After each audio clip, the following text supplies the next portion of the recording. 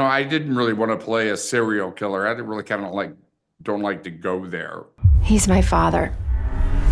It wouldn't surprise me if there's a new wave of adoration and fans for, my father as a serial killer. I hope not, but that's what it could happen.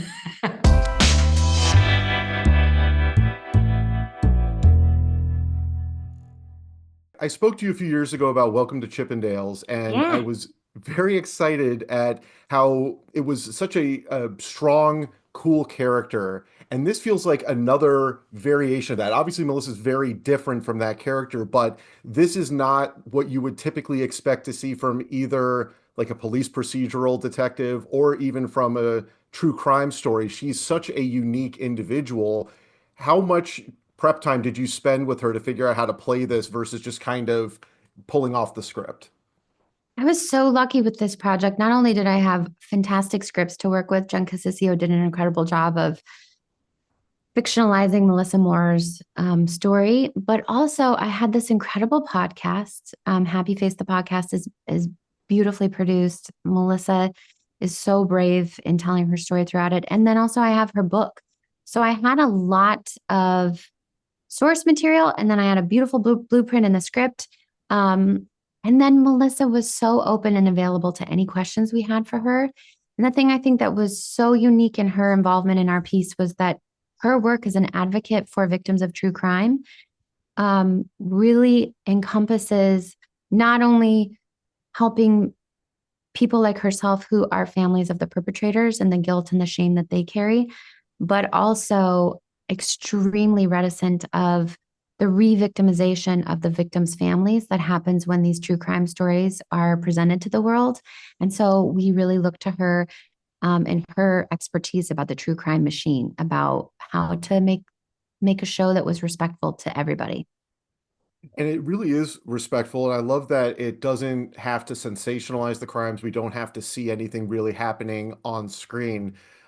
Something that I did notice, there are two scenes of yours that really stuck out, one at the beginning and one at the end of the series. And the beginning is the scene where Melissa's outside trying to make that phone call and talking to the neighbor at the same time. And you did something with your voice where it was very different talking to the neighbor as talking on the phone. And that switch showing like those different sides of her personality. Did you feel like there was is that I've seen a lot in the series where when you're talking to certain people, your voice changes. Is that an intentional thing that you do? Absolutely. It's a reflection of how you behave differently with different people in your life. Your relationship really dictates the form and the content of behavior. And I think that's a thing we do all the time in real life. The way that you talk to your child is going to be completely different the way that you talk to somebody else's child. Even last night, we, my little boy was, playing with our friends from down the hall, and I know that they don't have access to TV time on a school night. So the way that I talk to them is going to be completely different than the way that I talk to my little boy. I'm like, hey, buddy, I don't think we can do that. Whereas with my kid, I'm like, we're not doing that. That's a really simplified version of explaining how we in life are chameleons. And with a character like this, it's to the extremes, somebody who's hiding secrets and also someone who's coming into their own and stepping into their own shoes when they are able to actually come out of the closet, as it were, be really truthful about who they are and what they came from. Then they're able to kind of shake the facade of the person that they've had to be. And speaking of chameleons, was it like that working with Dennis Quaid? Absolutely. That's another great example of, um, a really complicated relationship. And one of the things I think he does so beautifully with this role is we see the serial killer and we meet the serial killer, but we also see him as a dad and how that is the most uncomfortable conflict and inner conflict that my character Melissa has to endure, is that she knew the man before this violent act, and then she had to grapple with the man that he was after. And how do you justify the love and the memory that you have for this person before he committed these heinous acts? Massive Good. fan of yours. Been a fan of Oh, yours for thanks. years and years, and it's pretty impressive. The last four performances in a row: Reagan, Substance, Bass Reeves, and this, all phenomenal and so completely different from one another. Hmm. This character, I don't think you've ever played a character like this before. No, How did you don't figure really. out how to approach it? Uh, I read Melissa's book, and he is told from her point of view. I was familiar with the happy face killer from the 90s a bit, but it was really eye-opening reading her book. And I didn't really want to play a serial killer. I didn't really kind of don't like to go there. I played a killer in a movie recently, and this was, but that was it was, a fictional character and whatever. But this guy, I mean, you have to go into the psychology of it. It turns out that it was remarkably easy because he really doesn't have deep emotions like most people, and Right. he's very distanced from that. So emotionally, didn't really have to. I just had to kind of be flat in a ways because he's being an actor himself. He's pretending like none of this happened. Right. And there's that level of, there's like a smarminess or a sense of humor where it's almost like he's having fun doing this. Is there like an emotional weight of having to not have that much emotion when you're playing a character like No, this? no, No? that's the thing about these guys. They just don't have emotions. Otherwise, how could you do what they did, Right. you know, and continue to do?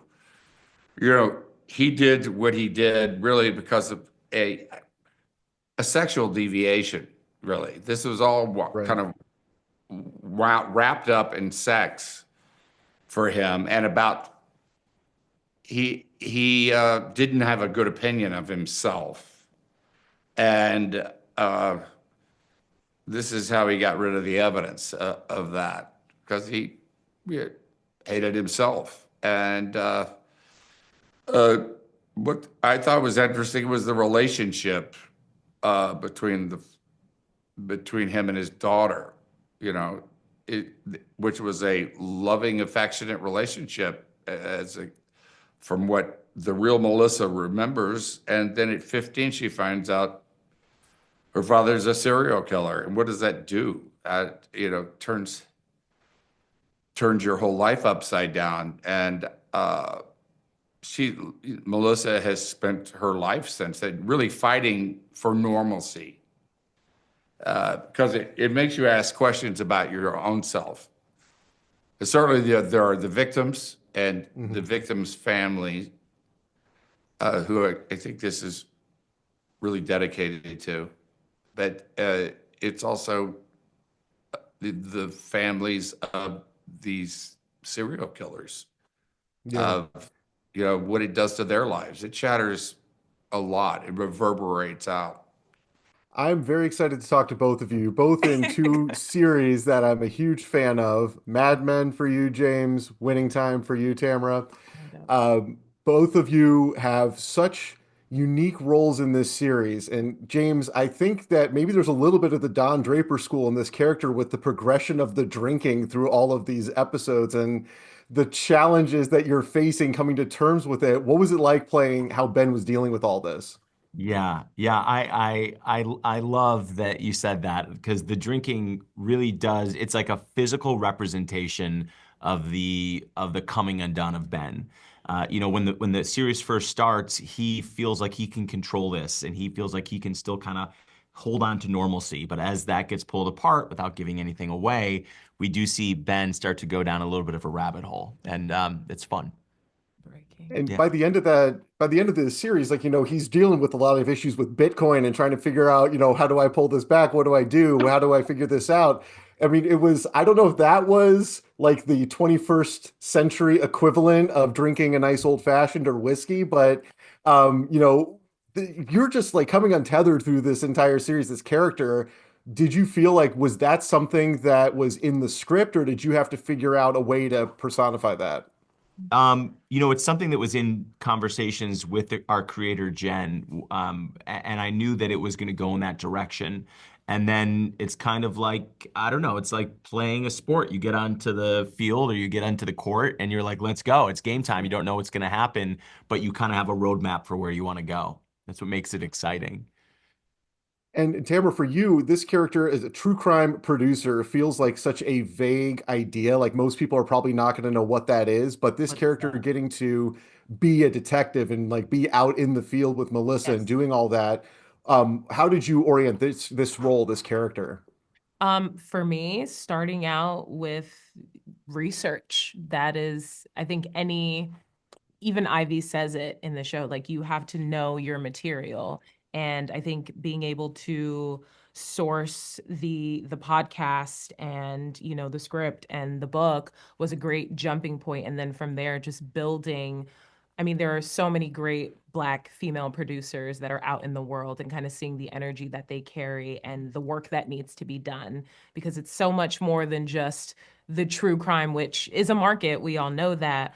But again, what is the underline for that? What can we do with that? Is it something that we just want to feed to people? But Ivy has the intention of, again, there's somebody's daughter, that this is someone's daughter. He just said he killed another person. There's a family that could use this information. So ultimately, yes, it is about the story. But for me, I think being able to tie in the research and then giving back and serving was a great jumping point for me to like drop into Ivy.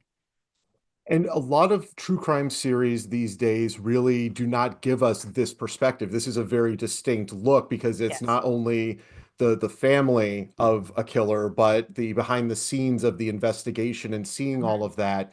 Mhm. It's really heavy material. I'm really glad that we don't see as much of the violence on screen. It's scary Mhm. enough without having to see it. But with Yes. this being such weighty material, Tamara, was it fun between takes? Was it light on set, or was this something where everybody is just like drained? Like, how did you Oh feel between no, scenes? we were playing Cowboy Carter so much. It was during that time, and it was everywhere on the radio.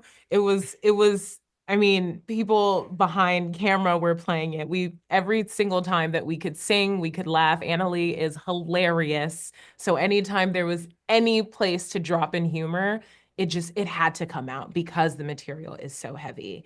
And in order to sustain that, months of shooting such emotional material, there has to be humor there, whether it's in the show or whether it's behind the scenes. It had to come out. So yes, there were many moments of dropping earrings and listening to Beyonce. So The true crime genre just feels like it is in just like overdrive. Every single streamer and channel is trying to find a different way to bring these stories to screen. And I thought it was really unique. This is a perspective we have not really seen in these stories before. You've seen family tangentially as part of kind of the aftershocks and the fallout, but this is really a unique perspective. And I was curious, Melissa, for this story to be translated to screen, did you have any reservations about how it would be dramatized or changed, or was it really important to maintain the integrity of the story?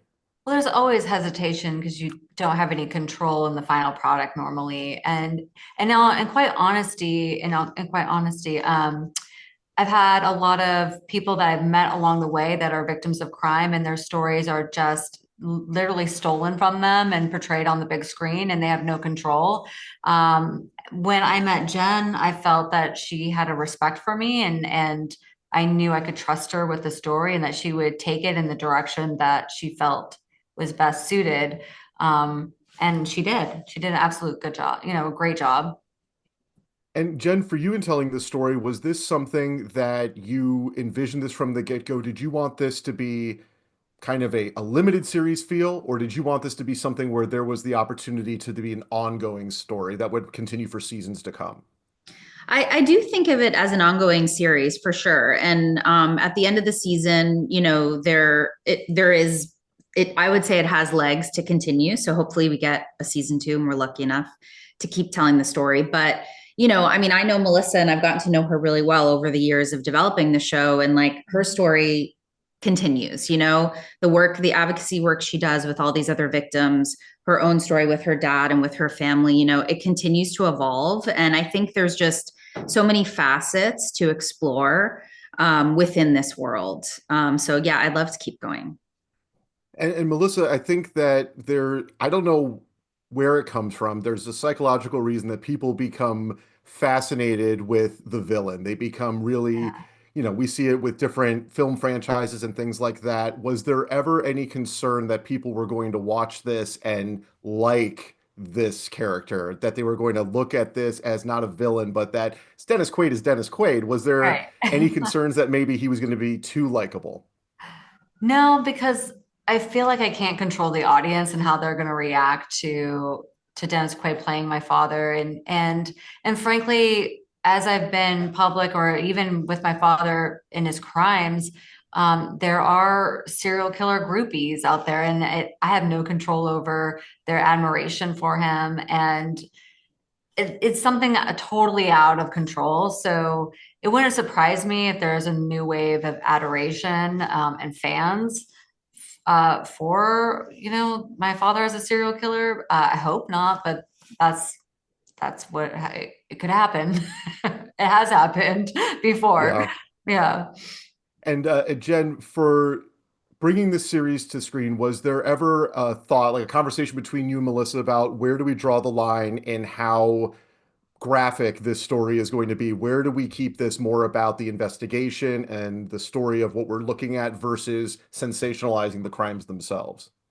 Yeah, I mean, from the beginning, I was really adamant that I didn't want there to be any violence in the show. Obviously we hint at it and we explore it and talk about it, and there's definitely things that are unsettling. But I just feel like we've seen our fill of violence against women on screen, and this is really Melissa's perspective. It's not Keith's perspective. So I didn't feel the need to go into his perspective to see those flashbacks.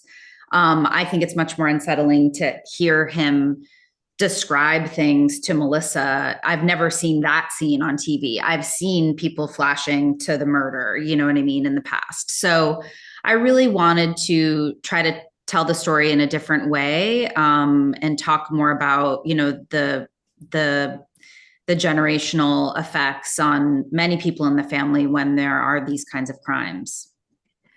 And I want to say something to that effect. Yeah. Like watching those scenes where Dennis Quaid gives details of the crime and how he committed the crime to my character, Annaleigh, that was in real life. My father would give these details, and there was a feeling of dread and fear that I could never express. But now seeing it on the screen, I think the viewer will definitely feel uneasy hearing the details. There's something about it. The intimacy of hearing it in such close quarters directly from the killer's mouth to you, and you're forced to hear it, is unsettling.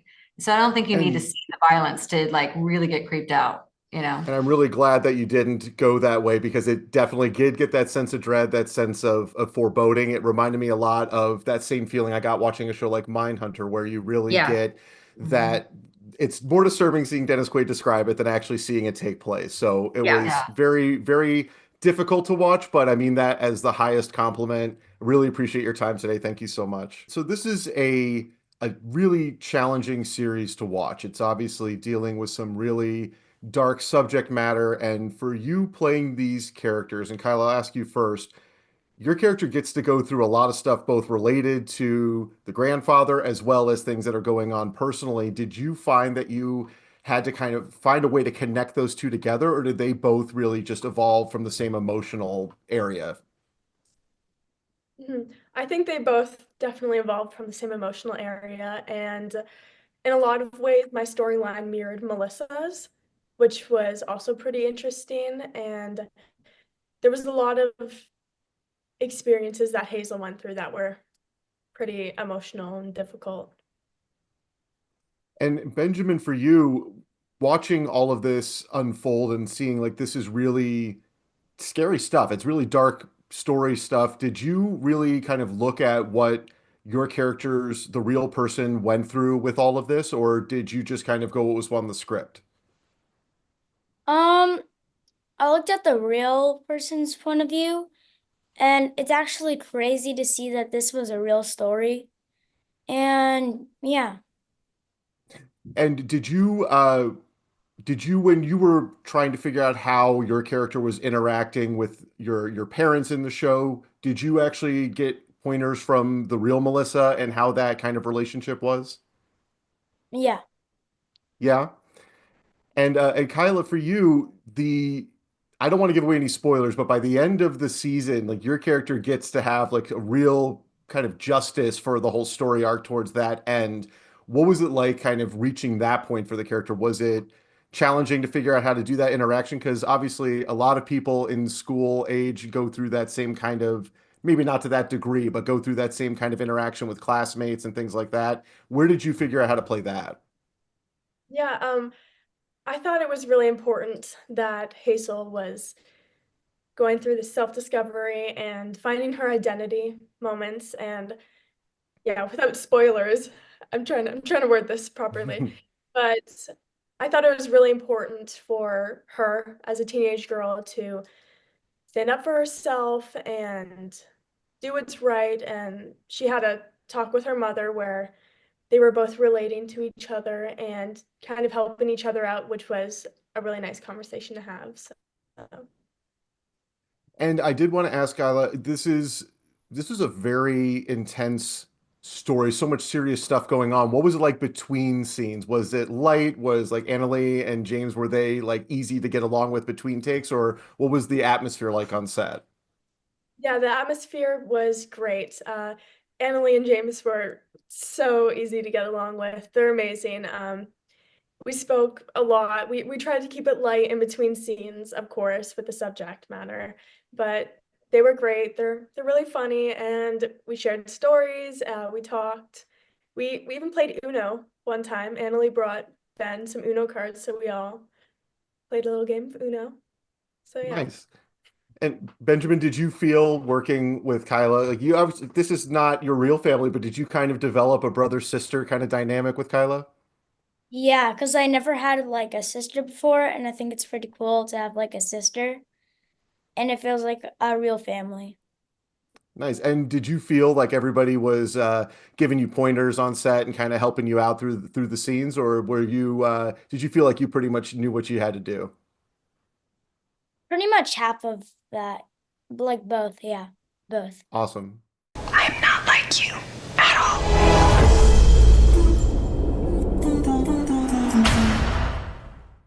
Thank you for clicking on our video, everybody. If you like what you saw here, please make sure you like the video and subscribe and share with your friends who like this sort of content. JoBlo was created by movie fans for movie fans, and we appreciate your support.